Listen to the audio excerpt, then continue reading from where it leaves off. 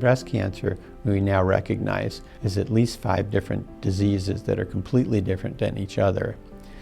And the hardest nut to crack is this one called triple-negative breast cancer. So I will give you one example. There was a woman that was in a clinical trial, a young woman in her mid-30s. She had 4 kids, and she had this aggressive kind of breast cancer. And in the clinical trial, we first gave her a taxane, which is one of the standard treatments. And after 2 treatments, her cancer grew. And it was obviously the wrong chemotherapy drug for her. So then I switched her chemotherapy to a different one, which was also standard. And in 2 weeks, her cancer was half the size. In 4 weeks, it was gone. And when she had her surgery, her cancer was completely gone. I just saw her 5 years later, and she's totally healthy. She's living her life, and she's cured of triple-negative breast cancer. And if she hadn't come here and asked about being in a clinical trial and been on that study, we would have never known that about her cancer. So that told me that she had a cancer that was very sensitive to one chemotherapy drug and completely resistant to another chemotherapy drug. So is there a way that we can be smart about how we treat each patient who has triple-negative breast cancer?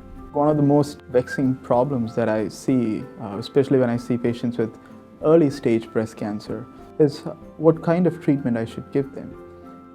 Am I over-treating them? Am I under-treating them? There is unfortunately no way I can know. Right now, everybody gets the same concoction of medicines. But should I give patient A one treatment less? Or should I give patient A an extra dose of chemo? There is no way we can know at this point of time. Now, this clinical trial is primarily intended to identify signatures for each patient's tumor and trying to find how that signature particularly correlates to chemotherapy responsiveness. The concept is that we'll take the patient's tumor and we'll put it into mice. These mice become the patient's avatar. So this now becomes her perfect replica of how her response to these therapies will occur.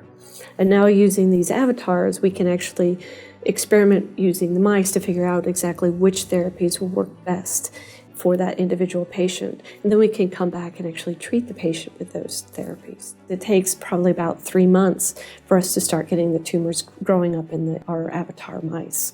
Now then we have to transplant these tumors into new mice in order to do the experiments, which again takes another month or so. So our thought was if we take biopsies and now take the biopsy material and put it into the avatar mice, this will give us about 6 months of neoadjuvant therapy prior to surgery to actually grow up the tumors in the mice. That gives us time to figure out whether the patient received the right therapies to treat their tumor or whether they might need additional therapies to actually kill off any tumor cells that might remain and be eventually life-threatening. The important thing is that we need to get the tissues before they're actually been exposed to chemotherapies. We don't have the money to really get this trial going. We have gotten a large group of people that have freely given their time up to this point. We have oncologists, we have multiple pathologists that are really interested in this work. We have our radiologist who's willing to do the biopsies. We have researchers. Each of these avatar mice are now $224 a piece. So that's really what we need, either grant money or philanthropic funds in order to move this forward. Everything else is in place. That's a goal of the Cancer Center, to not just do clinical trials and not just do laboratory research, but to figure out how you can combine them and get the insights from the laboratory to translate into better care for our patients. For Markey Cancer Center, I think this is a great example of the kind of precision medicine initiatives that we are attempting to pursue. This is our way of disrupting the current standard of care, the current technology, the current practice of medicine, and trying to change it and try to change the paradigm of actually one-size-fits-all approach for triple-negative breast cancer patients.